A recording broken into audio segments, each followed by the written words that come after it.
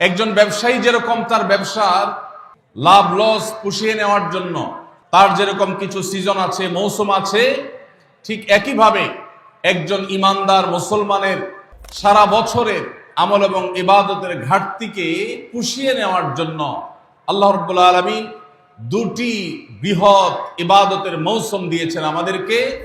কিভাবে করব, কোনটা করব কোনটা করব না, এই সম্পর্কে যথেষ্ট ধোঁয়াশা আমাদের মধ্যে আছে। আমাদের নানা অপরাধ, গুনাহ, পাপাচারের কারণে হয়তো জাহান্নামীদের তালিকায় আমাদের নাম চলে গেছে। আমাদের দোরগোড়ায় উপস্থিত হয়ে গেছে বরকত এবং মাগফিরাত, নাজাত, বরকতের মাস রমাদান। এই রমজান মাসের ফজিলত, এর মর্যাদা, এর তাৎপর্য, এর মাহাত্ম্য রমজানের আগে থেকেই আমাদেরকে রপ্ত করতে হবে। রমজান আসার আগে থেকেই যদি আমরা রমজান মাসের গুরুত্ব, এ মাসের তাৎপর্য, এ মাসের করণীয়, এ মাস সংক্রান্ত মাসাইলগুলো জানতে পারি, তাহলে আমাদের রমাদান কোরআন এবং হাদিসের আলোকে আমরা সাজাতে পারবো। আমাদের রমাদান সাধনা সার্থক হবে, আমাদের রমাদান সফলভাবে আমরা পালন করতে পারবো ইনশাআল্লাহ। তারই ধারাবাহিকতায় আজ আপনাদের সামনে আমি যে বিষয়ে কথা বলতে চাই সেটি হলো মাহে রমাদানের করণীয় আমল সমূহ। আল্লাহ রাব্বুল আলামিন ঈমানদারদের প্রতি অনেক বড় অনুগ্রহ করেছেন। বছরের 11 মাস একজন ঈমানদার, জান্নাত প্রত্যাশী মানুষ জান্নাতের পথে এগিয়ে যাওয়ার জন্য যে পরিমাণ নেক আমল, যে পরিমাণ ইবাদত, যে পরিমাণ তাকওয়ার চর্চা করার কথা, শয়তানের প্ররোচনার কারণে, আমাদের ঈমানের দুর্বলতার কারণে, নানা কারণে সেটাতে আমরা পিছিয়ে থাকি। বছরের 11 মাস আমল এবং ইবাদতে আমাদের যে ঘাটতি হয়, আমরা যতটুকু পিছিয়ে থাকি, যতটুকু অভাব এবং শূন্যতা সৃষ্টি হয়, সারা বছরের আমল এবং ইবাদতের ঘাটতিকে পুষিয়ে নেওয়ার জন্য আল্লাহ রাব্বুল আলামিন দুটি বৃহৎ ইবাদতের মৌসুম দিয়েছেন আমাদেরকে। তার সবচেয়ে বড় মৌসুম আমাদের দোরগোড়ায় উপস্থিত, সেটি হলো রমজান মাস। আরেকটি ইবাদতের মৌসুম আছে বছরের, দ্বিতীয় বৃহত্তর ইবাদতের মৌসুম, যে সম্পর্কে আমাদের সমাজে খুব একটা জানাশোনাও নাই, সেটা হলো জিলহজের প্রথম 10 দিন ইবাদতের আরেকটি মৌসুম।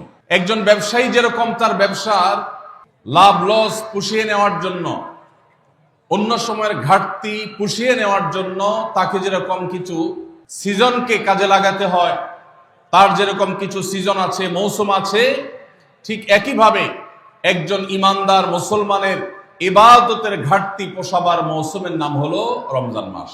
ভাইয়েরা আমার, এই রমজান মাস পাওয়ার পরও যদি কেউ 11 মাসের ইবাদতের ঘাটতি পুষিয়ে নিতে না পারে, এই রমজান মাস পাওয়ার পরও যদি কেউ আল্লাহর কাছ থেকে নিজের মাগফিরাত আদায় করে নিতে না পারে, আমাদের নানা অপরাধ, গুনাহ, পাপাচারের কারণে হয়তো জাহান্নামীদের তালিকায় আমাদের নাম চলে গেছে। সেই নাম কাটাবার সবচেয়ে সুবর্ণ সুযোগ আমাদের দোরগোড়ায় উপস্থিত রমজান মাস। এই রমজান মাস পাওয়ার পরও যদি কোনো মুসলমান আল্লাহর কাছ থেকে তার নাম জাহান্নামীদের তালিকা থেকে কাটিয়ে জান্নাতীদের তালিকায় অন্তর্ভুক্ত করতে না পারে, তাহলে এর চাইতে হতভাগা, এর চাইতে দুর্ভাগা, এর চাইতে কপাল পড়া মুসলমান আর কেউ হতে পারে না। প্রিয় ভাইরা আমার, জীবনে আল্লাহ তাআলা আমাদেরকে অনেক রমজান মাস দিয়েছেন। আল্লাহ নবী সাল্লাল্লাহু আলাইহি সাল্লাম খোদ তার জীবনে তিনি রমজান পেয়েছেন সাকুল্যে 8টা। দ্বিতীয় হিজরিতে আল্লাহ রাব্বুল আলামিন রমজানের রোজা ফরজ করেছেন। 10ম হিজরিতে আল্লাহ তাআলা তাকে দুনিয়া থেকে নিয়ে গেছেন। তাহলে সাকুল্যে সর্বোচ্চ 8টা রমজান পেয়েছেন আমাদের নবীজি সাল্লাল্লাহু আলাইহি সাল্লাম। কয়টা রমজান পেয়েছেন? 8টা। আজ গাবতলীর এই মাহফিলে আমরা যারা উপস্থিত আছি, আমাদের এখানে এমন বহু মানুষ আছেন যে তার জীবনে 40, 50, 60টা পর্যন্ত রমজান মাস পেয়েছেন। ঠিক না বেঠিক? সাহাবীদের অনেকে তাদের জীবনে মাত্র একবার রমজান পেয়েছেন। হয়তো ইসলাম গ্রহণ করেছেন রমজানের আগে, রমজান মাসটা পেয়েছেন, এরপরে হয় মৃত্যু হয়ে গেছে, আর না হয় জিহাদের ময়দানে শহীদ হয়ে গেছেন। একটা রমজান জীবনে পেয়েছেন। বহু সাহাবী আছেন 2টা, 4টা রমজান পেয়েছেন। অনেক সাহাবী আছেন জীবনে একটা রমজানও পান নাই, ইসলাম গ্রহণ করেছেন, এরপরে আল্লাহর রাহে জিহাদে শামিল হয়েছেন, রমজান আসার আগে দুনিয়া থেকে চলে গেছে। তাহলে আমরা যারা জন্মসূত্রে মুসলমান, তাদের যার যত বছর বয়স তিনি ততগুলো রমজান পেয়েছি। সাহাবীরা যেখানে মাত্র জীবনে 2, 4, 6টা, 8টা, 10টা রমজান পেয়ে তারা জান্নাত প্রাপ্তির দৌড়ে এগিয়ে গেছেন, আমরা জন্মসূত্রে মুসলমান হয়েও জীবনে 40-50টি রমজান পাওয়ার পরও আমরা অনেকেই জান্নাত প্রাপ্তির দৌড়ে এগিয়ে যেতে পারি নাই। এর চেয়ে বড় দুর্ভাগ্যের বিষয় আর কিছু হতে পারে না। ভাইরা আমার, এই জন্য আসন্ন রমাদান আর কয়েকদিনের মধ্যে যে রমজান শুরু হতে যাচ্ছে, আসুন এইবারের রমজান সম্পর্কে একটা সংকল্প করি, শপথ করি। এই রমজান জীবনের অন্য 10টি রমজানের মতো কাটাবো না। এই রমজানকে আমি ব্যতিক্রম, সম্পূর্ণ ভিন্নতর, সম্পূর্ণ আমল এবং ইবাদত এবং তাকওয়া চর্চার মধ্য দিয়ে আল্লাহর মাগফিরাত, নাজাত নিজের করে নেওয়ার মধ্য দিয়ে আমার এই রমজানকে আমি সার্থক করার চেষ্টা করব ইনশাআল্লাহ। ভাইরা আমার, রমজানের আমল ইবাদত কিভাবে করব, কোনটা করব কোনটা করব না, এই সম্পর্কে যথেষ্ট ধোঁয়াশা আমাদের মধ্যে আছে। আমাদের এই দেশে মুসলমানদের কাছে রমজান মাস মানে 4টি কাজ। রমজান মাস মানে কয়টা কাজ? 4টা কাজ। রমজান মানে হলো রোজা রাখা, তারাবির নামাজ পড়া, আর সাহরি খাওয়া, ইফতার খাওয়া, ব্যাস। রোজা, তারাবি, সাহরি, ইফতার, এই 4 জিনিসের নাম হলো আমাদের মুসলমানদের রমজান মাস। অথচ আমাদের প্রিয় নবী সাল্লাল্লাহু আলাইহি ওয়াসাল্লাম রমজান মাসে এই 4 কাজের বাইরে আরো অনেক আমল, অনেক কর্মসূচি, অনেক কার্যতালিকা, অনেক আমলের তালিকা তিনি আমাদেরকে দিয়েছেন, যেটা আমরা মুসলমানরা অনেকেই জানি না। আজ আমরা নবী করিম সাল্লাল্লাহু আলাইহি সাল্লাম আমাদেরকে রমজান মাসে যে সমস্ত আমল করতে বলেছেন, আমরা সেই সমস্ত আমলের কথা আপনাদের সঙ্গে খুব সংক্ষেপে শেয়ার করব ইনশাআল্লাহ। কারণ আমি নবী করিম সাল্লাল্লাহু আলাইহি সাল্লামের হাদিস থেকে এবং কোরআনে কারীম থেকেও 27টি আমলের কথা আপনাদের সঙ্গে শেয়ার করব ইনশাআল্লাহ, যার সবগুলোই রমাদানের জন্য স্পেশাল, তবে অনেকগুলো রমজানের বাইরের সময়ও আমাদের পালনীয় এবং করণীয়। এ বিষয়ে আমরা এই বছর প্রথমবারের মতো একটা বই করেছি, আপনারা জানেন, মাহে রমজানের 27 আমল। এই বই থেকে আমি 27টি আমল আপনাদেরকে শোনাবো ইনশাআল্লাহ। রমাদান কেন্দ্রিক যে সমস্ত আমল, যে সমস্ত করণীয় আমাদের আছে, তার মধ্যে প্রথম করণীয় হলো শাবানের 29 তারিখে পশ্চিম আকাশে রমজানের চাঁদ তালাশ করা। এটা একটা আমল। কোন দিন চাঁদ তালাশ করবেন? শাবানের 29 তারিখ। এই বছর আমাদের দেশে শাবানের 29 তারিখ কবে হচ্ছে? রোজা কবে থেকে শুরু হচ্ছে? তাহলে 29শে শাবান সন্ধ্যায়, যেদিন থেকে রোজা হওয়ার সম্ভাবনা আছে, সেই দিন সন্ধ্যায় মাগরিবের আগে পশ্চিম আকাশের দিকে চাঁদ অনুসন্ধান করার চেষ্টা করে তাকাবেন। পশ্চিম আকাশে চাঁদ অনুসন্ধান করার জন্য যদি চেষ্টা করেন, একটু খোঁজার চেষ্টা করেন, চাঁদ দেখতে যদি পান তো ভালো, এমনকি যদি চাঁদ দেখতে নাও পান, চাঁদ দেখার চেষ্টা যে করেছেন এর কারণ আপনার আমল নামাতে সওয়াব লেখা হবে, একটা সুন্নত আদায় করার সওয়াব। ভাইরা আমার, আমরা আমাদের ছেলেবেলায়, আমাদের শৈশবে রমজানের আনন্দ আঁচ করতাম পশ্চিম আকাশের চাঁদ দেখে। ঈদের আনন্দের সূচনা এবং শুরুই হতো ঈদের চাঁদ দেখার মধ্য দিয়ে। এমন একটা সময় আমরা এখন এসে পৌঁছেছি, যে সময়ে সবাই চাঁদ তালাশ করে, কিন্তু সেটা আকাশে না, ফেসবুকে। ঠিক না ভাই? ঠিক। চাঁদ কি ফেসবুকে উঠে না আকাশে উঠে? তাহলে সবাই যদি ফেসবুকে চাঁদ তালাশ করেন, আকাশে চাঁদ দেখবে কে? ও ইসলামী ফাউন্ডেশনের হেলাল কমিটি, চাঁদ দেখা কমিটির কিছু মানুষ, তাদের উপরে নির্ভর করে 18-20 কোটি মানুষ তারা ফেসবুকে তাকায় আছে। এটা খুবই দুর্ভাগ্যজনক একটা বাস্তবতা। নবী করিম সাল্লাল্লাহু আলাইহি সাল্লামের হাদিসটা আমরা লক্ষ্য করি, তিনি বলেছেন, সুমু লিরুয়াতিহি ওয়া আফতিরু লিরুয়াতিহি, তোমরা চাঁদ দেখে সিয়াম সাধনা করবে, চাঁদ দেখে রমাদান উদযাপন করবে, চাঁদ দেখে রমাদানের ইবাদত বন্দেগী করবে, আর চাঁদ দেখে তোমরা ঈদ উদযাপন করবে। চাঁদ দেখে তিনি আমাদেরকে রোজা রাখতে বলেছেন, অতএব চাঁদ দেখতে হবে কি হবে না? ভাইরা আমার, বিলুপ্ত হওয়া মৃত প্রায় সুন্নাহগুলোর মধ্যে থেকে একটা হলো চাঁদ তালাশ করার সুন্নাহ। এটা ফরজে কিফায়া, মুসলিম সমাজের কেউ যদি না করে সবাই গুনাহগার হবে। এটা খুবই রিস্কি একটা বিষয়, দুর্ভাগ্যজনক একটা বিষয় যে 20 কোটি মানুষের রমজান মাত্র মুষ্টিমেয় কয়েকজন মানুষের দেখার উপর নির্ভর করবে। ভাইরা আমার, আমরা পশ্চিম আকাশে চাঁদ দেখার চেষ্টা করব ইনশাআল্লাহ। যদি চাঁদ দেখতে পান আপনি, তাহলে নবী সাল্লাল্লাহু আলাইহি সাল্লামের সেখানে একটা দোয়া পড়বেন, আল্লাহুম্মা আহিল্লাহু আলাইনা বিল ইয়ুমনি ওয়াল ঈমান ওয়াস সালামাতি ওয়াল ইসলাম রব্বি ওয়া রাব্বুকাল্লাহ। চাঁদকে লক্ষ্য করে বলবেন, চাঁদের সাথে কথা বলবেন। চাঁদ আপনার কথা হয়তো বুঝবে না, কিন্তু আল্লাহর এরকম সৃষ্টি যারা আমাদের কথা বুঝতে পায় না, তাদেরকে লক্ষ্য করে কিছু বলার মানে হলো আপনি মূলত আপনার মনের আকুতিকে প্রকাশ করছেন। চাঁদকে লক্ষ্য করে নবী সাল্লাল্লাহু আলাইহি সাল্লাম চাঁদ দেখলে পড়তেন, আল্লাহুম্মা আহিল্লাহু আলাইনা বিল ইয়ুমনি ওয়াল ঈমান। হে আল্লাহ, এই যে চাঁদ আমি দেখতে পাচ্ছি, এই চাঁদের পুরো মাসটাকে যে আমার জন্য বরকত এবং ঈমান দিয়ে পরিপূর্ণ করে দিন। এই চাঁদ পুরো মাস জুড়ে থাকবে, অতএব পুরো মাস জুড়ে এই চন্দ্র মাসে আমি আপনার কাছে আমার জীবনে প্রভূত বরকত, কল্যাণ এবং ঈমান আপনার কাছ থেকে চাই। ওয়াসসালামাতি ওয়াল ইসলাম, এবং আমি নিরাপত্তা চাই। এই চাঁদ, এই চন্দ্র মাস আমার জন্য যেন নিরাপদ হয় এবং ইসলামের সাথে যেন এই মাস আমি অতিবাহিত করতে পারি, ঈমানের সাথে যেন অটল অবিচল থাকতে পারি। রব্বি ওয়া রাব্বুকাল্লাহ, হে চাঁদ, তোমার সৃষ্টিকর্তা পালনকর্তা আর আমারও পালনকর্তা এক আল্লাহ। ভাইরা আমার, চাঁদ দেখার চেষ্টা করা যাবে তো ইনশাআল্লাহ? সোশ্যাল মিডিয়াতে আপনি চাঁদের খবর খোঁজেন, দোষ নাই, কিন্তু আমরা সবাই যদি সোশ্যাল মিডিয়াতে চলে যাই, পশ্চিম আকাশে চাঁদটা দেখবে কে? দুর্ভাগ্য। মসজিদ মাদ্রাসার ছাত্ররা, ওলামা একরাম, তারাও চাঁদ তালাশ করতে দেখা যায় খুবই কম, খুবই নগণ্য। আল্লাহ তাআলা আমাদের সবাইকে মৃত প্রায় সুন্নাহকে জিন্দা করার তৌফিক দান করুন। এই বছর 29শে রমাদান শুক্রবারে হবে না শনিবারে হবে? কে কে চাঁদ দেখবেন হাত তোলেন। আল্লাহ আমাদের সবাইকে চাঁদ দেখার তৌফিক দান করুন। মৃত সুন্নাহকে জিন্দা করার নিয়তে চাঁদ দেখবেন ইনশাআল্লাহ। আল্লাহ আমাদের সবাইকে আমল করার তৌফিক দান করুন।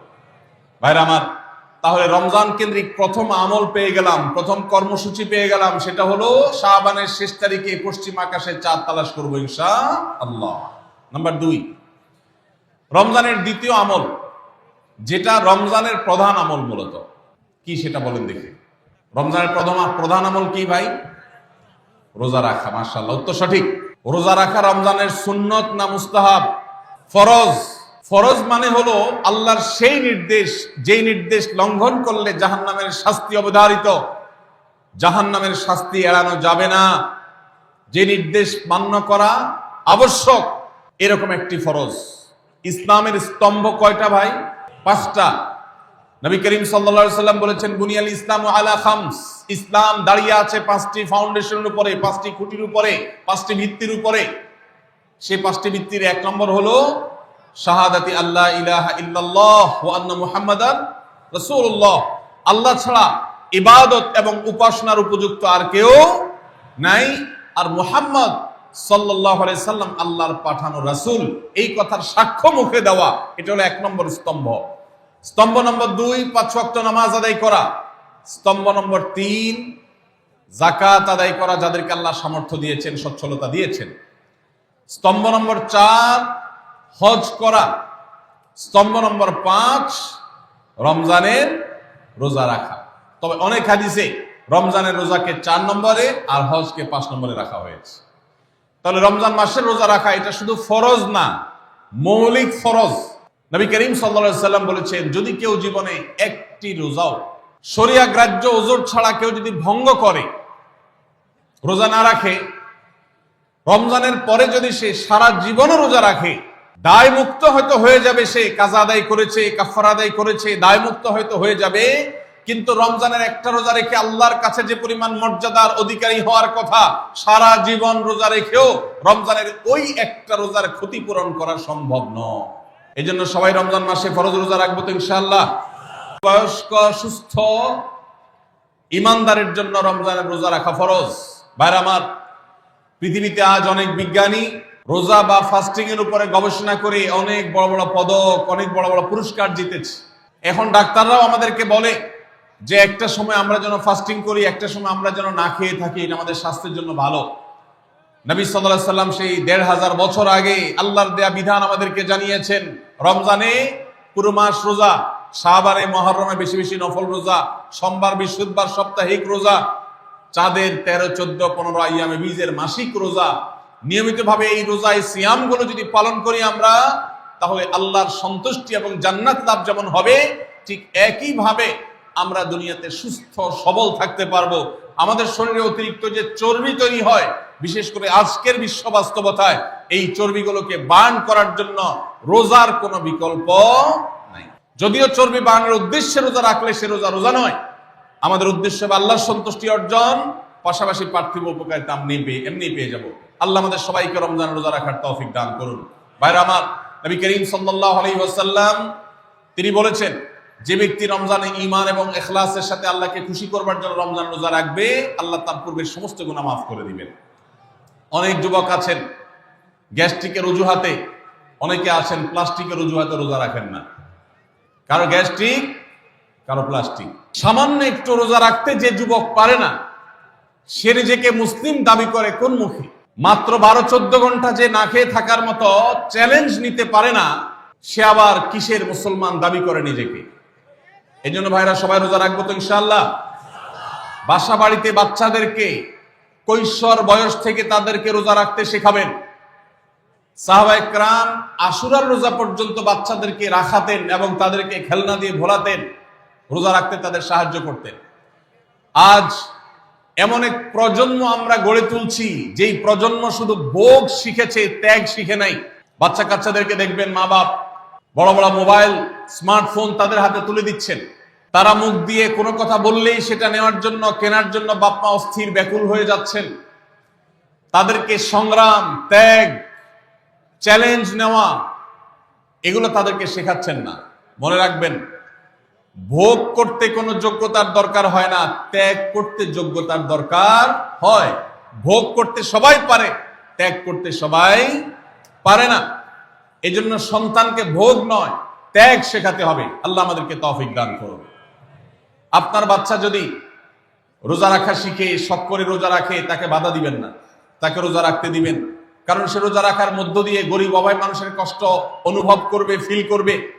সে রোজা রাখার মধ্য দিয়ে আল্লাহর নৈকট্যের ফিলিংস তার মধ্যে আসবে, ইসলামী সংস্কৃতিকে সে অনুভব করবে, আঁচ করবে। এই জন্য সন্তানকে কৈশোর বয়স থেকেই, কিশোর বয়স থেকেই তাকে রোজা রাখতে সাহায্য করবেন ইনশাআল্লাহ। ঠিক আছে না ভাই?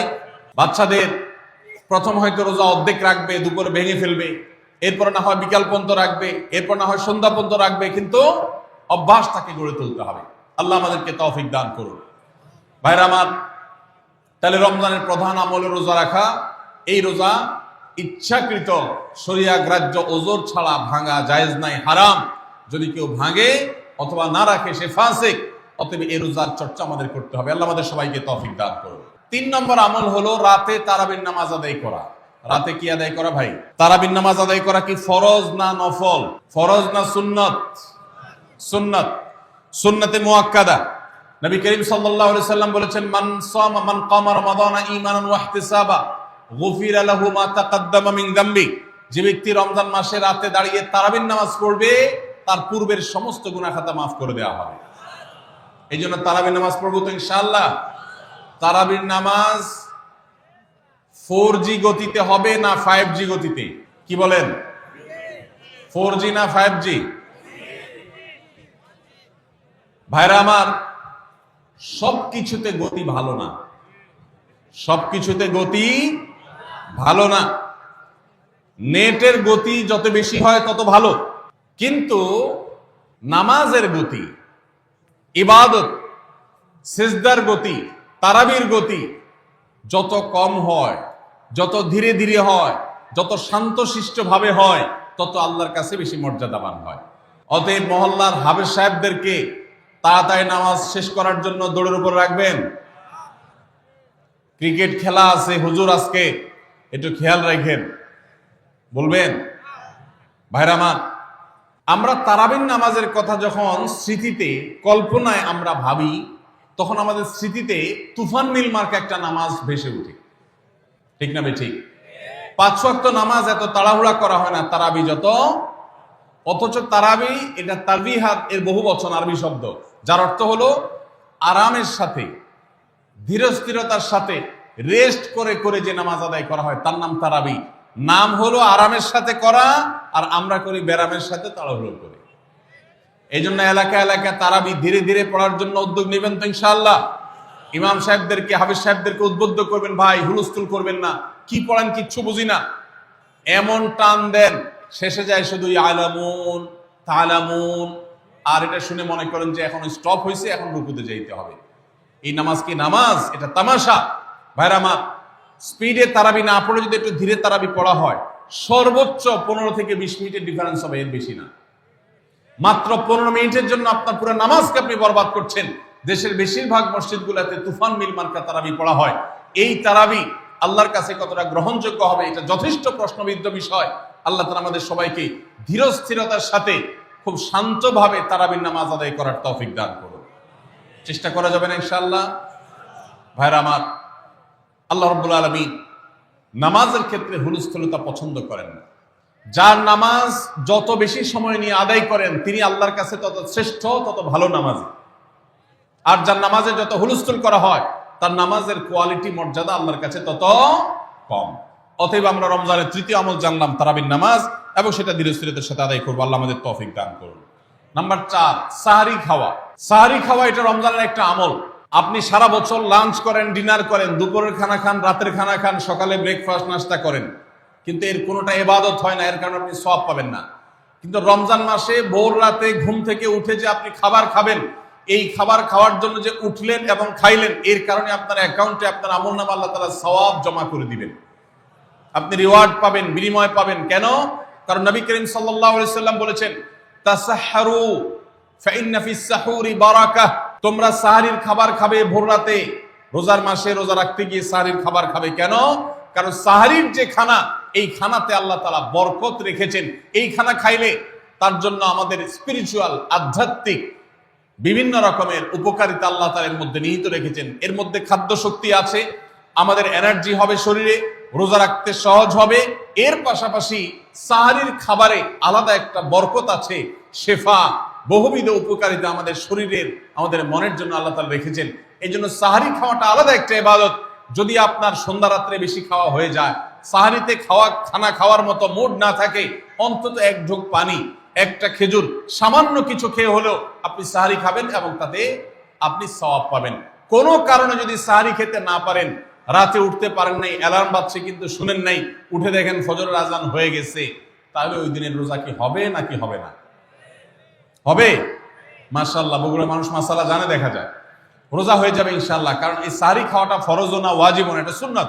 সুন্নাত ছুটে গেলে ইবাদত হয় না, ব্যাপারটা সেরকম না। 5 নম্বর আমল হলো, সাহরি তো খাবো ঠিক আছে, কিন্তু সেটা শেষ সময়ে খাওয়া, দেরিতে খাওয়া। সাহরি কি আগে খাবেন না শেষের দিকে খাবেন? শেষের দিকে। কেন? কারণ নবী করিম সাল্লাল্লাহু আলাইহি সাল্লাম বলেছেন, লা ইয়াজালুন নাসু বিখাইরিন মা আজ্জাল ফুতুর ওয়া আখারুস সাহুর। এই উম্মত, মুসলিম জাতি ততদিন পর্যন্ত কল্যাণের উপর প্রতিষ্ঠিত থাকবে, তারা কল্যাণকে স্পর্শ করতে পারবে যতদিন পর্যন্ত তারা সাহারি তাড়াতাড়ি খাবে, না দেরিতে খাবে?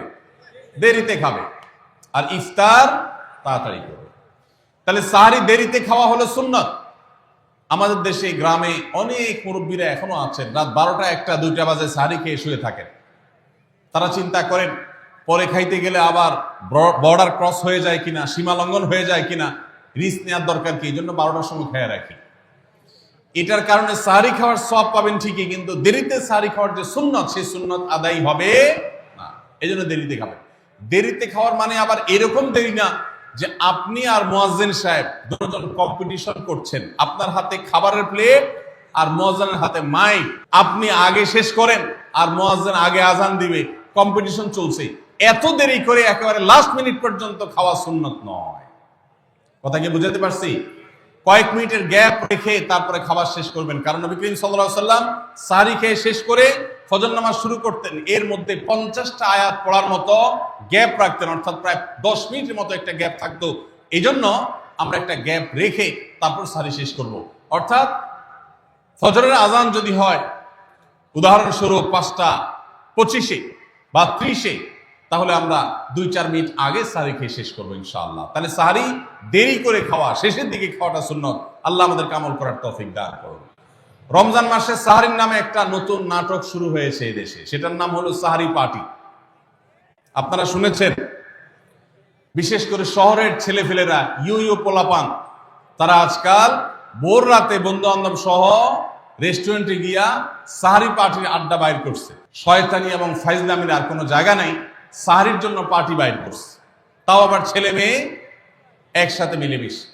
ভাইরা আমার, সাহরি খাওয়া ইবাদত, এবং সাহরির এই সময়টা দোয়া কবুলের সময়, তাহাজ্জুদের সময়। আল্লাহ তাআলা দুনিয়ার আকাশ থেকে ডেকে ডেকে বান্দাকে ক্ষমা করেন। এই সময়টাতে আড্ডাবাজি করা, এটা হতভাগা ছাড়া আর কারোর কোনো কাজ হতে পারে না। এরপরে 6 নম্বর আমল হলো ইফতার করা। রোজা রেখেছেন কিন্তু ইফতার করেন নাই, রোজা হয়ে যাবে কিন্তু সুন্নাত আদায় হবে না, এই জন্য ইফতার করা একটা সুন্নাত। আল্লাহ তাআলা আরহামুর রাহিমিন, এমন একটা মাস রমজান মাস, সারা বছর কিন্তু আমরা নাস্তা করি, সারা বছর যেটা নাস্তা করি রমজানে সে নাস্তাই করি। পার্থক্য হলো সারা বছর নাস্তা করি সকালে, রমজান নাস্তা করি সন্ধ্যায়। মানুষ দীর্ঘ সময় না খেয়ে থাকার পরে যে খাবার খায় সেটাকেই ব্রেকফাস্ট বলে, সেটাকেই নাস্তা বলে। আরবিতে যে ইফতার বলা হয়, এই ইফতার শব্দের অর্থ কিন্তু নাস্তা। ইফতার শব্দের অর্থ কি? নাস্তা। সারা বছর নাস্তা খেলে কোনো সওয়াব হবে, কিন্তু রমজান মাসে আপনি যদি সারাদিন উপবাস থাকার পর সন্ধ্যায় ব্রেকফাস্ট করেন, অর্থাৎ ইফতার করেন, তাহলে আল্লাহ তাআলা আপনাকে সুন্নাত পালন করার সওয়াব দিবেন। এই জন্য ভাই, ইফতার করা একটা সুন্নাত। 7 নম্বর, ইফতার আবার তাড়াতাড়ি করা আরেকটা সুন্নাত। এটা 7 নম্বর আমল, ইফতারটা একটু তাড়াতাড়ি করা। তাড়াতাড়ি করা মানে কি? সূর্য ডুবার 2-4 মিনিট আগে। কি বলেন? তাহলে তাড়াতাড়ি কেমনে হলো? তাড়াতাড়ি মানে হলো সূর্য ডুবার সাথে সাথে করা, বিলম্ব বা দেরি না করা। নবী করিম সাল্লাল্লাহু আলাইহি ওয়াসাল্লামের ওই হাদিস আবারও আমরা স্মরণ করি। তিনি বলেছেন, লা ইয়াজালুন নাসু বিখাইরিন মা আজ্জালুল ফুতুর ওয়া আখারুস সুহুর। এই মানুষ, এই উম্মত ততদিন কল্যাণের উপরে প্রতিষ্ঠিত থাকবে যতদিন তারা ইফতার তাড়াতাড়ি করবে আর সাহরি দেরিতে করবে। ইফতার তাড়াতাড়ি করা এর মানে হলো সূর্য ডুবছে আর দেরি করবেন না। শিয়ারা এবং ইহুদিরা, তাদের মধ্যে রোজা আছে, ফাস্টিং আছে, তারা সেই রোজায় ইফতার করে হলো চতুর্দিক অন্ধকার হয়ে যাওয়ার পর, সূর্য ডুবার পর পর ইফতার করে না।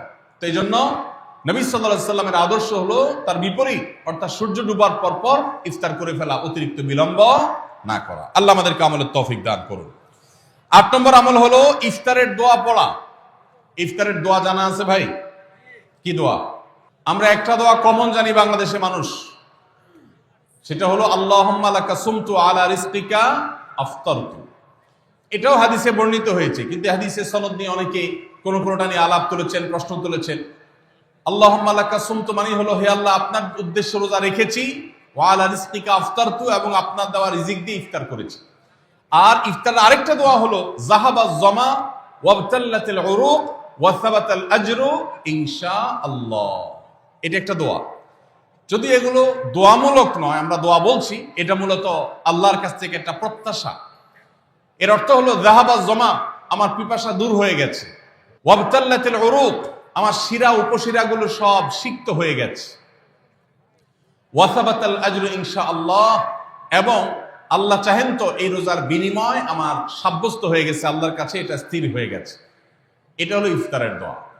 ইফতারের দোয়াটা কি ইফতারের আগে করব না পরে করব? ইফতারের দোয়াটা যারা ইফতারের আগে করার পক্ষে তারা হাত তোলেন, অল্প সংখ্যক মানুষ। আর বাকিরা সবাই কি পরের পক্ষে না মাঝখানের পক্ষেও আছেন লোক? সব পরের। মাশাআল্লাহ, সব সূক্ষ্ম সূক্ষ্ম মাসআলা দেখি গাবতলী মানুষ জানে, মাশাআল্লাহ, অনেক অগ্রসর দেখা যায়। আল্লাহ আমাদের সবাইকে দ্বীনের জন্য কবুল এবং মঞ্জুর করুন। মাশাআল্লাহ। ভাইরা আমার, ইফতারের দোয়াটা ইফতারের পরে করতে হয়, যেটা বেশিরভাগ মানুষ জানে না, কিন্তু আমি অবাক হলাম যে এখানে বেশিরভাগ মানুষ আপনারা জানেন। মাশাআল্লাহ, নলেজেবল মানুষ বোঝা গেছে। ইফতারের দোয়ার অর্থের দিকে তাকালেই তো বোঝা যায় এটা আগে না পরে। দোয়ার অর্থের মধ্যে তাকালে আমরা দেখতে পাচ্ছি যে আল্লাহ শিরা উপশিরা সিক্ত হয়ে গেছে, পিপাসা দূর হয়ে গেছে, এগুলো তো ইফতারের পরেই হয়। অবশ্য আমি অর্থ আগে বলে দিছি, সেটা দেখে হয়তো আপনারা অনেকে বুঝে ফেলছেন, মাশাআল্লাহ। তো যাই হোক, ইফতারের শুরুতে বিসমিল্লাহ বলে ইফতার করব, আর শেষে এই দোয়া পড়বো। আল্লাহ আমাদেরকে আমলের তৌফিক দান করুন। 9 নম্বর হলো সাহরি এবং ইফতারে খেজুর খাওয়া। খেজুর দিয়ে সাহরি ইফতার করা।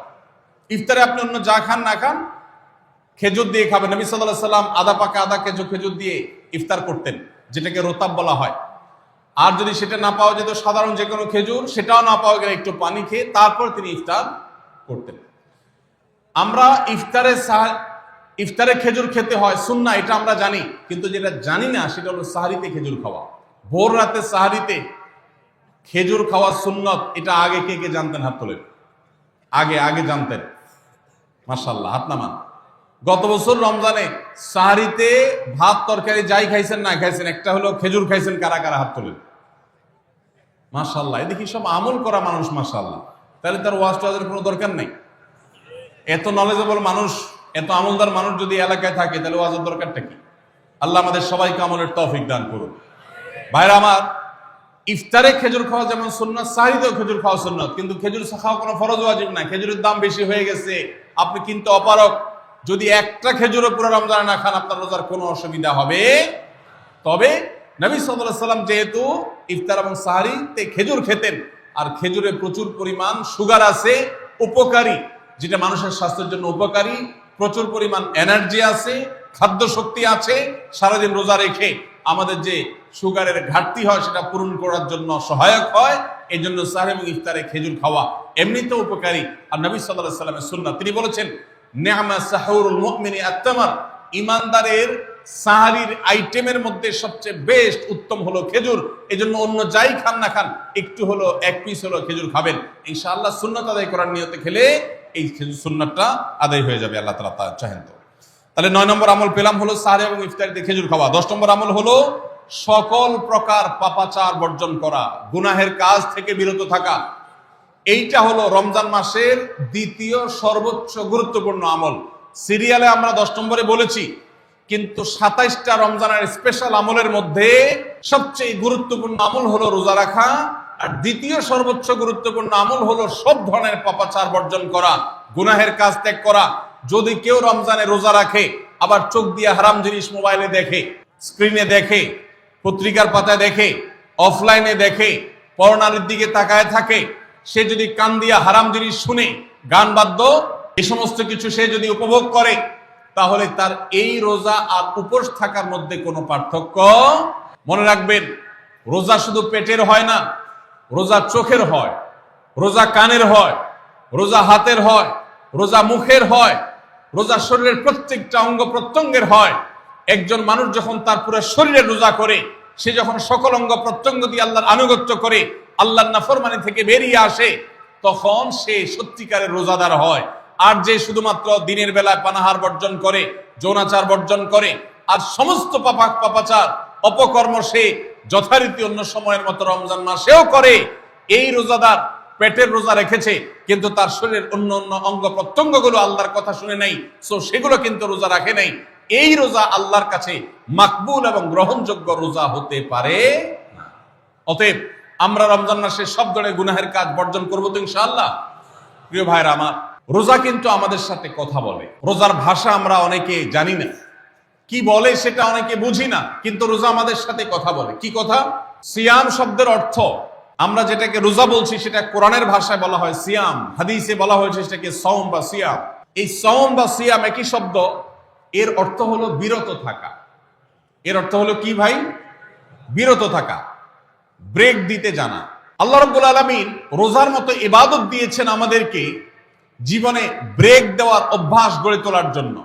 আমরা যেন ব্রেক দিতে শিখি, আমরা যেন থামতে শিখি, আমরা যেন নিজেদেরকে নিয়ন্ত্রণ করতে শিখি।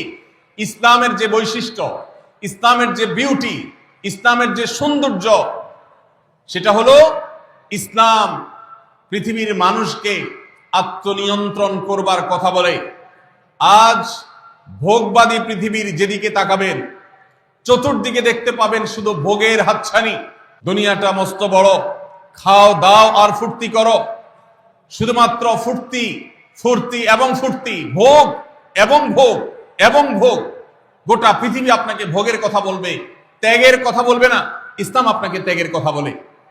আপনি ঈদ উদযাপন করবেন, ঈদ উল ফিতর, সেখানে পর্যন্ত ইসলাম বলে আগে গরিবের বাসায় ফিতরা পৌঁছাবে, তারপর তুমি ঈদগাহে যাবে, ঈদের আনন্দ করবে।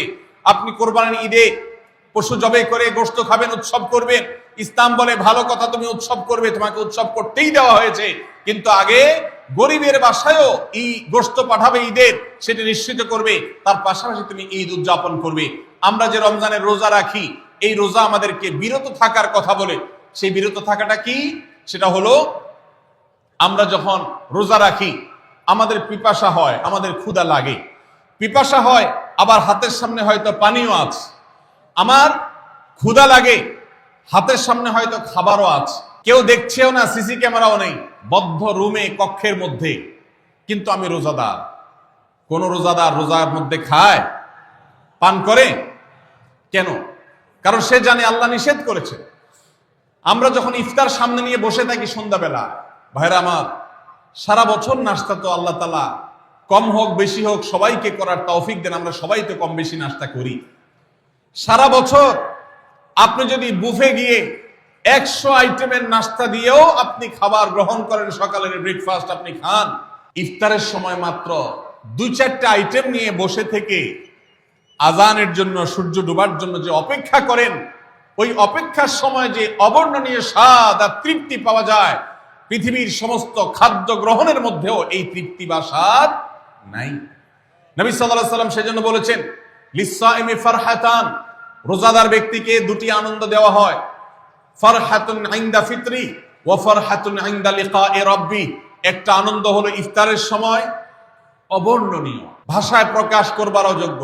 কি ভালো লাগা কাজ করে, ইফতারের জন্য আমরা বসে আছি, খাবার সামনে আছে, রকমারি শীতল শরবত সামনে আছে, রকমারি খাবারের পসরা সাজানো আছে টেবিলে, দস্তরখানে, এদিকে পেটে ক্ষুধাও আছে, কিন্তু আমরা মিনিট গুনছি, আমরা সময় দেখছি, ঘড়ির দিকে তাকিয়ে আছি, সূর্য কখন ডুববে।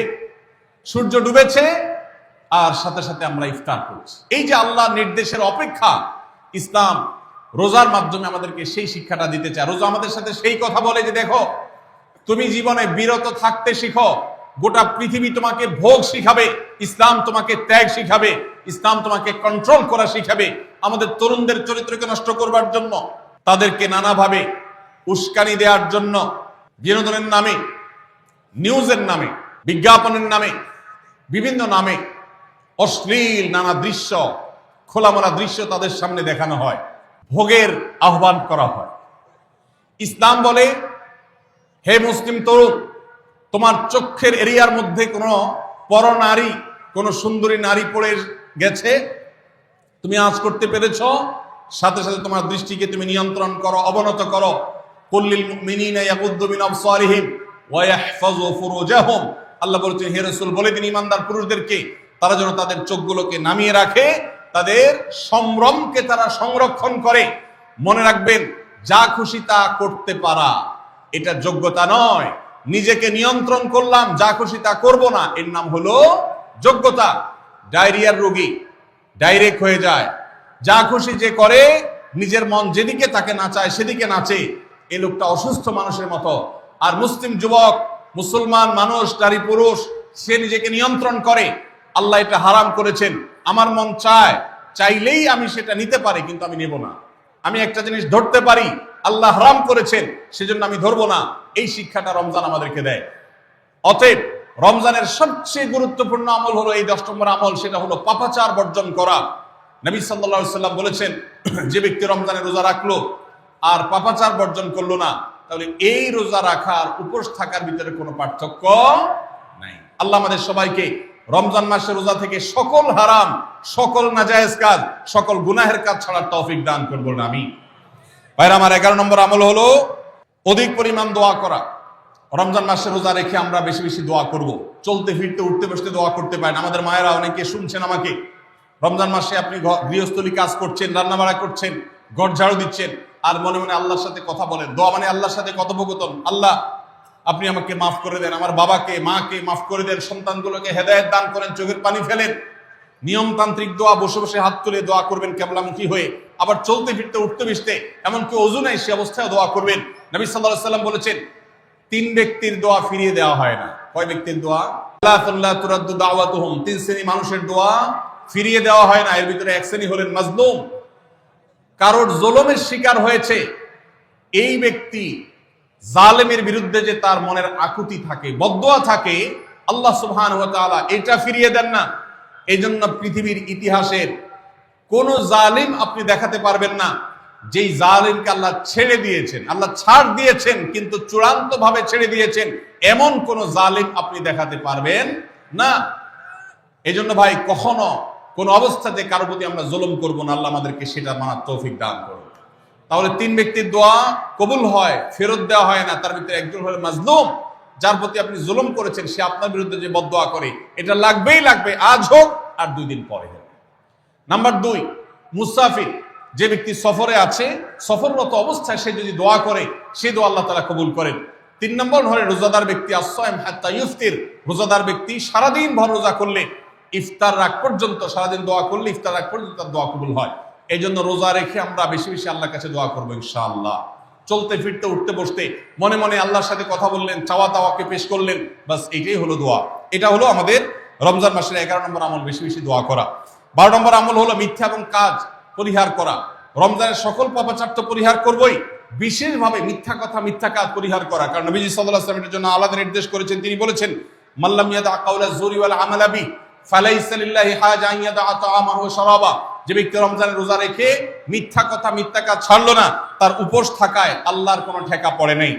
13 নম্বর আমল হলো অশ্লীলতা এবং বিবাদ, বিতণ্ডা, ঝগড়া, এগুলো পরিহার করা। কারণ নবী করিম সাল্লাল্লাহু আলাইহি ওয়াসাল্লাম তিনি আমাদেরকে রমজান মাসে রোজা রেখে অশ্লীলতা পরিহার করতে বলেছেন। মোবাইলে হারাম জিনিস দেখলেন, টেলিভিশনে হারাম জিনিস দেখলেন, বা কোনো পত্র পত্রিকাতে খারাপ জিনিস, নিষিদ্ধ জিনিস দেখলেন, পরনারীর সৌন্দর্য দেখে আপনি হারাম স্বাদ নেয়ার চেষ্টা করলেন, তাহলে আপনার রোজার অঙ্গহানি হলো, রোজা প্রাণহানি হলো।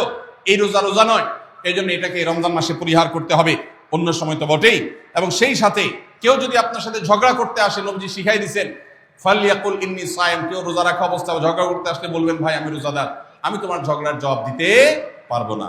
তাহলে ঝগড়া পরিহার করার জন্য রমজান মাসে আমরা এক্সারসাইজ করবো। 14 নম্বর, যে কোনো ভালো কাজ, যে কোনো নেকামল রমজান মাসে বেশি বেশি করবেন। কেন? কারণ রমজানের শুরুতে একজন ঘোষক বলে, ইয়া বাগিয়াল খায়রি আকবিল, হে ভালো কাজ প্রত্যাশী, যে ভালো কাজ করতে চাও, রমজান মাসটাই হলো ভালো কাজের সওয়াব বেশি পাওয়ার। অতএব এই মাসে ভালো কাজ করে, নেকামল করে, ইবাদত করে, কোরআন তেলাওয়াত, জিকির, আজকার যত রকম আছে এগুলো করে জান্নাতের পথে অগ্রসর হয়ে যাও। 15 নম্বর আমল হলো বেশি বেশি ইস্তেগফার করা। বেশি বেশি কি করা? ইস্তেগফার করা, অর্থাৎ ক্ষমা প্রার্থনা করা। কেন ক্ষমা প্রার্থনা বেশি করবেন? কারণ নবী করিম সাল্লাল্লাহু আলাইহি সাল্লাম বলেছেন, ওয়ালিল্লাহি উতাকাউ মিনান নার ওয়া যালিকা ফি কুল্লি লাইলা, রমজানের প্রত্যেক রাতে আল্লাহ তাআলা বহু মানুষকে জাহান্নাম থেকে মুক্ত ঘোষণা করেন। ভাইরা আমার, আমাদের পাপাচারের কারণে জাহান্নামীদের তালিকা নাম উঠে থাকলেও রমজানে আল্লাহ বহু মানুষকে ঠিক দেন যে এই লোককে জান্নাতি ঘোষণা করা হলো, জাহান্নাম থেকে মুক্ত ঘোষণা করা হলো। এই জন্য এই মাসে আল্লাহর কাছে বেশি বেশি মাফ চাইতে হয়, ইস্তেগফার করতে হয়, চোখের পানি ফেলে দোয়া করতে হয় যে আল্লাহ আপনি মাগফিরাত নসিব করেন। এটা হলো 15 নম্বর আমল। 16 নম্বর আমল হলো রোজাদারকে ইফতার করানো। নিজে ইফতার করবেন, পাশাপাশি রোজাদার ব্যক্তিকেও ইফতার করাবেন। নবী সাল্লাল্লাহু আলাইহি সাল্লাম বলেছেন, যদি কোনো ব্যক্তি কোনো রোজাদারকে ইফতার করায়, তাহলে যেই ব্যক্তি তাকে ইফতার করালেন তার রোজার সওয়াব তো সে পাবেই, আপনি ইফতার করায়া সমপরিমাণ সওয়াব লাভ করবেন ইনশাআল্লাহ। অতএব মসজিদে ইফতার দেওয়ার ব্যবস্থা করা যেতে পারে, রাস্তাঘাটে, বিশেষ করে পাবলিক পরিবহনে, এমনকি প্রাইভেট গাড়িতেও সন্ধ্যার সময়, ইফতারের সময় অনেক সময় খাবার থাকে না, তখন আপনি রাস্তা দাঁড়িয়ে যদি সামান্য একটু খেজুর, সামান্য একটু পানি বিতরণ করতে পারেন, তাইলে সওয়াবটা পাওয়া যেতে পারে। আপনার বাসার আশেপাশে অনেক অভাবী মানুষ আছে, তাদের বাসায় আপনি ইফতার পৌঁছে দিতে পারেন, এর মাধ্যমে রোজাদারকে ইফতার করানোর সওয়াব পেতে পারেন। 17 নম্বর আমল হলো বেশি বেশি কোরআন কারীমের তেলাওয়াত করা। কোরআন কারীমের তেলাওয়াত রমজান মাসে বেশি বেশি করব। কেন?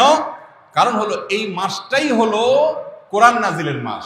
আল্লাহ তাআলা রমজান মাসে কোরআন নাজিল করেছেন। আল্লাহ বলেছেন, শাহরু রমাদান আল্লাযী উনজিলা ফীহিল কুরআন হুদাল লিন-নাসি ওয়া বায়িনাতিন মিনাল হুদা ওয়াল ফুরকান। রমজান মাস এমন মাস যে মাসে আল্লাহ তাআলা কোরআন নাজিল করেছেন, এইজন্য এই মাসে বেশি বেশি কোরআন তেলাওয়াত করতে হবে।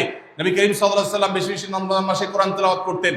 আমাদের পূর্বসূরি সালাফগণ কেউ কেউ রমজান মাসে অন্য সব আমল কমিয়ে দিয়ে কোরআন তেলাওয়াতটা সবচেয়ে বেশি করতেন। এই জন্য দিনে এবং রাতে বেশি বেশি করে কোরআন শুদ্ধতার সাথে সৌন্দর্যের সাথে তেলাওয়াত করব, অর্থ সহকারে বুঝে পড়ার চেষ্টাও পাশাপাশি করবো ইনশাআল্লাহ।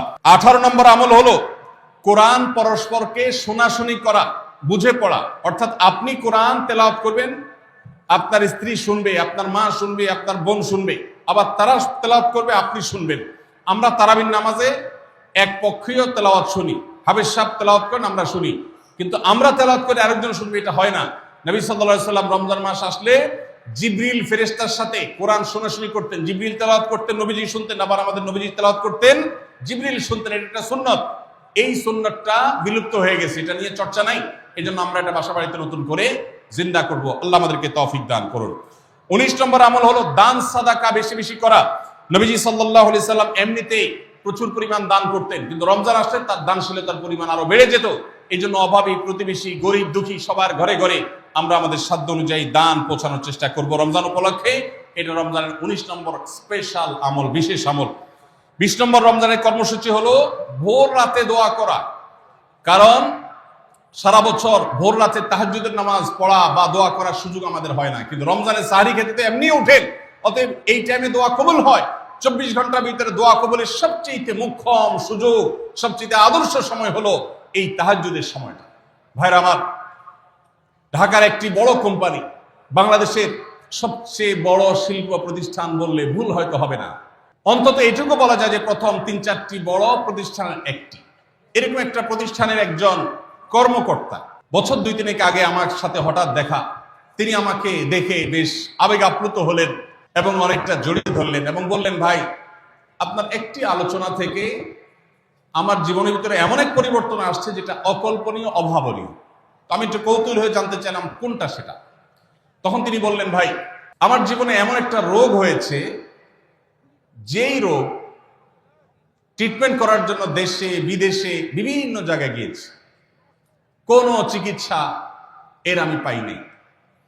শেষ পর্যন্ত আশাহত হয়ে চাকরি ছেড়ে দিয়ে, শহর ছেড়ে দিয়ে গ্রামে গিয়ে বসবাস করা শুরু করছি এবং মৃত্যুর জন্য অপেক্ষা করছি।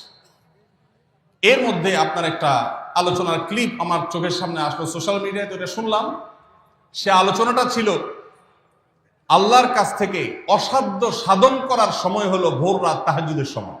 আমি এই আলোচনা পুরোটা শোনার পর ওই রাতে আমি ঘুম থেকে উঠে ভোর রাতে তাহাজ্জুদ পড়ে আল্লাহর কাছে বুক ভাসিয়ে মন ভরে কাঁদলাম, দোয়া করলাম। ওই ভাই বললেন যে আমি এত দোয়া করলাম, দোয়া করতে করতে দীর্ঘ সময় আমি পরিতৃপ্ত হলাম, আমার দোয়া শেষ হয়ে গেল। এরপর দোয়া করে শেষ করার পর ফজর নামাজের সময় হয়ে গেছে, আমার ফিল হলো, অনুভব হলো যে আমার শরীরে আর কোনো রোগবালাই এখন মনে হয় নাই। এবং তিনি গত 2 দিন আগেও তার সাথে আমি দেখা করলাম ঢাকায়, গতকালকে দেখা করলাম, 2 দিন আগে না, মাত্র 1 দিন আগে দেখা করলাম। তিনি এখন সুস্থ সবল হয়ে আবার তার চাকরিতে ফিরে গিয়ে স্বপদে স্বমহিমায় আছেন। তিনি এক সহকর্মীকে ডেকে আমার সামনে বলছেন, এই তোমরা বলো তো, আমি আগে শারীরিকভাবে বেশি ফিট ছিলাম নাকি এখন বেশি ফিট? তখন তার সহকর্মী আমার সামনে বলছে, স্যার, আপনি আগে অনেক বেশি রাগরাগি করতেন, আপনি হট মেজাজি ছিলেন, অনেক বেশি অসুস্থ হয়ে যেতেন কিছু হলেই, কিন্তু এখন আপনি সে আগের সময়ের তুলনায় অনেক বেশি সুস্থ এবং ফিট। তিনি বললেন, ভাই, ভোর রাতের দোয়ার প্রভাব এত বেশি, তাহাজ্জুদের সময়ের দোয়া এত গুরুত্বপূর্ণ যে এই এক দোয়া আমার জীবনকে আমূল পরিবর্তন করে দিয়েছে। এই জন্য ভাইরা, রমজান মাসে বিশেষ করে যখন তাহাজ্জুদের সময় সাহরি খেতে যখন উঠবেন, সাহরি খাওয়ার পর 10টা মিনিট সময় হাতে রাখেন, বা সাহরি খাওয়ার আগে 10টা মিনিট আগে উঠে ওযু করে 2 রাকাত 4 রাকাত নামাজ পড়ে, বা নামাজ পড়ার সময় না থাকলে অন্তত কেবলামুখী হয়ে 2টা হাত তুলে আল্লাহর কাছে একটু চান। নবীজি সাল্লাল্লাহু আলাইহি সাল্লাম বলেছেন, রাতের শেষ প্রহর যখন হয়, দুনিয়ার আসমানে নেমে এসে আল্লাহ বান্দাদেরকে ডেকে ডেকে তাদের প্রত্যেকটা চাওয়া পূরণ করে দেন। এই জন্য ভাইরা, রমজান মাসে সাহরির সময় দোয়া কবুল হয়। রমজান উপলক্ষে বিশেষ করে এই আমলটা, সাহরির সময় আমলটা আমরা দোয়া করার আমলটা করতে পারি। তাহলে 20 নম্বর আমল হলো তাহাজ্জুদের নামাজ এবং ভোর রাতের দোয়া। এটা অন্য সময় করা যায়, কিন্তু রমজানের সুযোগটা বেশি আসে, সেজন্য এটাকে রমজানের স্পেশাল আমল হিসেবে আমরা উল্লেখ করলাম। আল্লাহ আমাদেরকে সবাইকে তৌফিক দান করুন। সাহরি খেতে উঠলে একটু দোয়া করবো তো ইনশাআল্লাহ। 2-4 মিনিটের জন্য হলে দোয়া করব, একাকী নির্জনে আল্লাহর কাছে কিবলামুখী হয়ে। এর চেয়ে বড় দুর্ভাগ্যের বিষয় কি আছে যে আল্লাহ চাওয়ার জন্য ডাকছেন আর আমি অবহেলা করে বসে আছি। ভাইরা আমার, 5 ওয়াক্ত নামাজের জন্য মুয়াজ্জিন আপনাকে ডাকে, কিন্তু ভোর রাতে দোয়া কবুলের জন্য স্বয়ং আল্লাহ আপনাকে ডাকে। অতএব সাহরি খেতে উঠলে ভোর রাতে সাহরির সময় একটু দোয়া করবো তো ইনশাআল্লাহ। 21 নম্বর আমল উমরা করা। যাদেরকে আল্লাহ তৌফিক দিয়েছেন তারা রমজানে উমরা করবেন, কারণ নবী করিম সাল্লাল্লাহু আলাইহি ওয়াসাল্লাম বলেছেন, উমরাতুন ফি রমাদান তা'দিলু হাজ্জা। রমজানে কেউ উমরা করলে একটা হজের সওয়াব পায়। কোন কোন হাদিসে আসছে তা'দিলু হাজ্জাতান মাই, নবীজির সাথে হজের সওয়াব পাওয়া যায় রমজানে উমরা করলে। আল্লাহ আমাদেরকে যখন তৌফিক দিবে আমরা তখন সেটা করব ইনশাআল্লাহ। ঠিক আছে না? নিয়ত করেন, দোয়া করেন, আল্লাহ একসময় তৌফিক অবশ্যই দিবেন। 22 নম্বর আমল হলো রমজানের শেষ 10 দিন মসজিদে ইতিকাফ করা। গুরুত্বপূর্ণ একটা পয়েন্ট, মসজিদে ইতিকাফ করা। খুব মনোযোগ দিয়ে শুনি।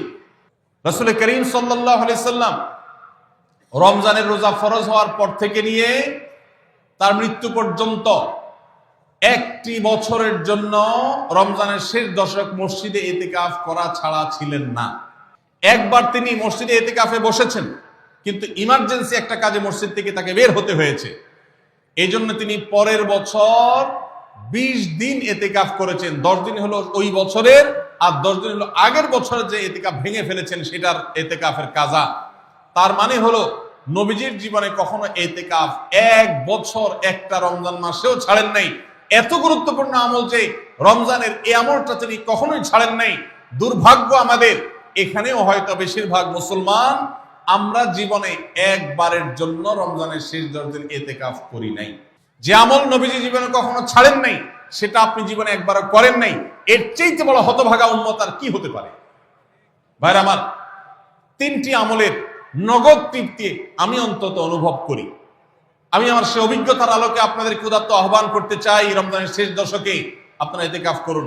যে 3টি আমলের তৃপ্তি, নগদ স্বাদ, অবর্ণনীয় ভালো লাগা কাজ করে, অন্তর্জগতে প্রশান্তিতে পরিপূর্ণ হয়ে যায়, সেই 3টি ইবাদতের একটি হলো আরাফাতের ময়দানের দোয়া। এটার সাথে কোনো কিছুর কম্পেয়ার হয় না। অবর্ণনীয় এক তৃপ্তি লাগে আরাফাতের ময়দানে দোয়া করতে। দ্বিতীয় হলো সিজদায় গিয়ে চোখের পানি ফেলে আল্লাহর কাছে দোয়া করতে অসম্ভব ভালো লাগা কাজ করে। ভোর রাতে দোয়াতেও একই স্বাদ পাওয়া যায়। আর 3 নম্বর হলো রমজানের শেষ দশকের ইতিকাফ। ইতিকাফ যে একবার করেছে সে জীবনে বারবার করে, তাকে আর ফেরানো যায় না। এজন্য ভাইরা, রমজানের শেষ দশকে আমরা আল্লাহর ঘরে বসে গিয়ে ইতিকাফ করার চেষ্টা করবো তো ইনশাআল্লাহ। অনেক এলাকায় বৃদ্ধ মানুষ, বুড়া মানুষ বসায় দেওয়া হয় টাকা পয়সা দিয়ে। যে টাকা নিয়ে ইতিকাফ করে সেও গুনাহগার, আর যারা টাকা নিয়ে ইতিকাফে বসায় তারাও গুনাহগার, কারণ ইবাদত টাকা পয়সা দিয়ে চলবে না। রমজানের শেষ দশক মসজিদে ইতিকাফ করবো তো ইনশাআল্লাহ। আল্লাহ আমাদেরকে তৌফিক দান করুন। যুবক ভাইরা, একটাবার বসে দেখেন, অসম্ভব ভালো লাগা কাজ করে। মনে হয় যে আল্লাহর মেহমান আমি, এই ফিলটা হয়, কারণ আল্লাহর ঘরে এসে বসে আছেন আপনি। আপনি কারোর কাছে কোনো কিছু চেয়েছেন, চাইতে চাইতে একটা পর্যায়ে তার পাও জড়িয়ে বসে গেলেন, একদম বসে গেলেন, তার ঘরের সামনে বসে পড়লেন। ইতিকাফটা অনেকটা এরকম। রমজানের প্রথম 20 দিন আল্লাহর কাছে হাত দিয়ে দোয়া করলাম, আর শেষ 10 দিন একজন মসজিদে গাঁটটি মুস্কা নিয়ে পড়ে গেলাম। ব্যাপারটা হলো কারো পায়ে ধরে পড়ে যাওয়ার মতো। আশা করা যায় ইতিকাফকারীকে আল্লাহ তাআলা ক্ষমা না করে মসজিদ থেকে ফেরাবেন না। এজন্য ইতিকাফ করার চেষ্টা করবো তো ইনশাআল্লাহ। আমরা ব্যস্ততার অজুহাত দেই। ভাইরা আমার, যে কোনো মুহূর্তে দুনিয়া থেকে চলে যেতে হতে পারে। এই জন্য এই রমজানে প্ল্যান করেন, যত ব্যস্ত হন না কেন, আমি তো আমার সমস্ত ব্যস্ততাকে এক পাশে ঠেলে রেখে, আল্লাহ আমাকে যখন থেকে তৌফিক দিয়েছেন রমজানের শেষ দশক ইতিকাফ ছাড়া বাইরে থাকবো এটা চিন্তাও করি না। এই জন্য যুবক ভাইদেরকে বলবো, প্রত্যেকটা মহল্লাতে 2 জন 5 জন 10 জন করে যুবকরা বসেন, কোরআনের গ্রুপ স্টাডি করেন, কোরআনের পাঠচক্র করেন, নিজেরা কোরআন হাদিসের আলোচনা করেন, রোনাজারি এবং দোয়া করেন। 10টা দিন আল্লাহর সাথে কানেক্টেড হওয়ার চেষ্টা করেন। 12 মাস ইবাদত, দাওয়াতের কাজ, ইসলামের কাজ করবেন, ইনশাআল্লাহ সেখানে বরকত পাবেন। রমজানের শেষ দশকে ইতিকাফ করবেন তো ইনশাআল্লাহ। আল্লাহ আমাদের সবাইকে তৌফিক দান করুন। 23 নম্বর আমল হলো শেষ দশকে ইবাদতের মাত্রা বাড়িয়ে দেওয়া। আমরা উল্টাটা করি। আমাদের দেশে রমজানের প্রথম দশকে মসজিদ ফুল হয়ে, বারান্দা ফুল হয়ে, রাস্তায়ও মুসল্লি দাঁড়ায়। আর 10 রমজান চলে গেলে 20 রমজান পর্যন্ত বাহিরের মুসল্লি কমতে কমতে বারান্দার মুসল্লি কমে ভিতরে চলে আসে। আর শেষ 10 দিনে আসলে, ঈদের দিনগুলো যখন কাছে আসে, তখন 5 ওয়াক্ত নামাজের ওই নিয়মিত মুসল্লি ছাড়া বাকিগুলো সব উদাও হয়ে যায়। নবী সাল্লাল্লাহু আলাইহি সাল্লাম কি করতেন? তার উল্টাটা। আমাদের আয়েশা বলেছেন, কানা ইয়াজিতাহিদু ফীহি মা লা ইয়াজিতাহিদু ফী গায়রি। আমাদের নবীজি সাল্লাল্লাহু আলাইহি সাল্লাম রমজানের শেষ দশকে ইবাদতের জন্য যত কষ্ট করতেন, যত সাধনা করতেন, অন্য কোন সময় ইবাদতের জন্য এত সাধনা করতেন না। অথচ আমরা দেখা যায় শেষ দশক অবহেলা কাটাই। এজন্য ভাইরা, শেষ দশকে ইবাদতের পরিমাণ আরো বাড়িয়ে দিতে হবে, আমলের পরিমাণ বাড়িয়ে দিতে হবে। এটাই আল্লাহ তাআলার নির্দেশনা, সেটাই রমজানের শেষ দশকের আমল। 24 নম্বর আমল হলো শেষ দশকে পরিবারকে ঘুম থেকে ডেকে তোলা। এটা আলাদা সুন্নাহ। নবী সাল্লাল্লাহু আলাইহি সাল্লাম রমজানের শেষ দশক হলে কানা ইদা দাখালাল আশর আহইয়া লাইলা ওয়া আইকাযা আহলা। তিনি পরিবারকে ঘুম থেকে ডেকে তুলতেন এবং স্ত্রী সঙ্গ ত্যাগ করতেন। শেষ দশক কোমর বেঁধে ইবাদত করতেন। এটা 24 নম্বর আমল। তাহলে শেষ দশক পরিবারকে ঘুম থেকে ডেকে তোলা। নবীজি অন্য কোন সময় ঘুম থেকে ইবাদতের জন্য ডাকতেন না, নফল নামাজ যার ইচ্ছা সে পড়বে, ইচ্ছা পড়বে না। কিন্তু শেষ দশক এত বড় অফার, এত বড় সুযোগ, কারণ লাইলাতুল কদর শেষ দশকে আছে। এই জন্য এই দশকে ইবাদতের জন্য পরিবারকে তিনি ডেকে তুলতেন। তারা শুয়ে থাকুক, তিনি এটা সহ্য করতেন না। এই জন্য 24 নম্বর আমল হলো রমজানের শেষ দশকে পরিবারকে ঘুম থেকে ডেকে তোলা এবং স্ত্রী সঙ্গ ত্যাগ করা শেষ দশকের জন্য। 25 নম্বর আমল হলো লাইলাতুল কদর অনুসন্ধান করা। রমজানের শেষ দশকের প্রত্যেকটা রাতে কিন্তু শবে কদর হতে পারে, বিশেষ করে বেজোড় রাতে 21, 23, 25, 27, 29 এই রাতগুলোতে লাইলাতুল কদর হওয়ার সম্ভাবনা অনেক জোরালো। সৌদি আরবের মানুষ তাদের বেজোড় রাতে তালাশ করবে, আমরা আমাদের বেজোড় রাতে তালাশ করব ইনশাআল্লাহ। নবীজি সাল্লাল্লাহু আলাইহি সাল্লাম বলেছেন যে তাহাররাউ লাইলাতুল কদর ফিল বিতি মিনাল আশরিল আওয়াখির মিন রমাদান। রমজানের শেষ দশকের বেজোড় রাতগুলোতে তোমরা শবে কদর হতে পারে সে আশা বেশি বেশি করে ইবাদত বন্দেগী করো। লাইলাতুল কদরের ইবাদতকে আল্লাহ বলেছেন লাইলাতুল কদরি খায়রুম মিন আলফি শাহর। 1000 মাস, 1000 মাস ইবাদত করলে যে সওয়াব পাওয়া যাবে, লাইলাতুল কদরের এক রাতের ইবাদতের সওয়াব তার চাইতে বেশি হবে। সেই রাত কোনটা আল্লাহ নির্দিষ্ট করেন নাই। এজন্য শেষ দশকের প্রত্যেকটা রাতেই ইবাদত করার চেষ্টা করা, স্পেশালি বেজোড় রাতগুলোতে। 26 নম্বর আমল হলো লাইলাতুল কদরের আশায় বিশেষ দোয়া পড়া। সেটা কি? আল্লাহুম্মা ইন্নাকা আফুউন তুহিব্বুল আফওয়া ফাআফু আন্নি। আল্লাহ আপনি ক্ষমাশীল, আপনি ক্ষমাকে ভালোবাসেন, অতএব আমাদেরকে ক্ষমা করে দিন। এটা রমজানের শেষ দশকের প্রত্যেক রাতেই পড়বেন। যে রাতটা একটু শান্ত শিষ্ট, একটু শীতল, একটু বৃষ্টিভাব, একটু লাইলাতুল কদরের আবহাওয়া বোঝা যায়, সেই রাতকে লাইলাতুল কদর আশা করে, প্রত্যাশা করে বেশি বেশি দোয়া পড়বেন, আল্লাহুম্মা ইন্নাকা আফুউন তুহিব্বুল আফওয়া ফাআফু আন্নি। তাহলে 26 নম্বর আমল হলো লাইলাতুল কদরের দোয়া পড়া। আর 27 নম্বর সর্বশেষ আমল হলো ফিতরা আদায় করা। অর্থাৎ রমজান মাসের রোজাতে যদি ভুল ত্রুটি হয়, এটা রিফাইন্ডের কাজ হয়ে যায়, রিফ্রেশমেন্টের কাজ হয়ে যায় ফিতরার মাধ্যমে। প্রত্যেক সচ্ছল ব্যক্তি তার নিজের পক্ষ থেকে, নিজের স্ত্রী এবং নিজের ছোট বাচ্চাদের তরফ থেকে ফিতরা আদায় করবেন। প্রাপ্তবয়স্ক সন্তান থাকলে তারা তাদেরটা আদায় করবে, আর না হলে বাবা তাদেরটা আদায় করতে পারে। ফিতরা স্বরূপ গরিবদের বাসায় একদিনের খাবার এটা পৌঁছে দিতে হবে। এটা হলো ফিতরা। ঈদের নামাজের আগ পর্যন্ত এটা আদায় করার নির্দেশ নবী সাল্লাল্লাহু আলাইহি ওয়াসাল্লাম দিয়েছেন। তাহলে 27 নম্বর আমল হলো ফিতরা আদায়। এটার মাধ্যমে রমজানের আমল শেষ হয়ে যাবে। আমি আবার এক নজরে 27টি আমল আপনাদেরকে বলে দিচ্ছি। নাম্বার 1 চাঁদ দেখা, নাম্বার 2 রোজা রাখা, নাম্বার 3 তারাবির নামাজ আদায় করা, নাম্বার 4 সাহরি খাওয়া, 5 নম্বর আমল হলো শেষ সময় সাহরি খাওয়া, 6 নম্বর আমল হলো ইফতার করা, 7 নম্বর আমল হলো তাড়াতাড়ি ইফতার করা, এবং 8 নম্বর আমল হলো ইফতারের দোয়া পড়া, 9 নম্বর আমল হলো সাহরি এবং ইফতারে খেজুর খাওয়া, 10 নম্বর আমল হলো রমজান মাসের সকল গুনাহ বর্জন করা, 11 নম্বর আমল হলো বেশি বেশি দোয়া করা, 12 নম্বর আমল হলো মিথ্যা কথা এবং কাজ পরিহার করা, 13 নম্বর আমল হলো অশ্লীলতা এবং ঝগড়া বিবাদ রমজানে রোজা রেখে না করা, 14 নম্বর আমল হলো ভালো কাজের পরিমাণ এই মাসে বাড়ায় দেওয়া, 15 নম্বর আমল হলো বেশি বেশি আল্লাহর কাছে ক্ষমা চাওয়া, কারণ এই মাসে আল্লাহ বেশি ক্ষমা করেন মানুষকে, 16 নম্বর আমল হলো অন্য রোজাদারকে ইফতার করানো, তাদের বাসায় ইফতার পাঠানো, আর 17 নম্বর আমল হলো বেশি বেশি কোরআন তেলাওয়াত করা, 18 নম্বর আমল হলো কোরআন নিজে পড়ে আরেকজনকে শোনানো, আবার তার তেলাওয়াত নিজে বসে শোনাশুনি করা, 19 নম্বর আমল হলো দান সাদেকা করা,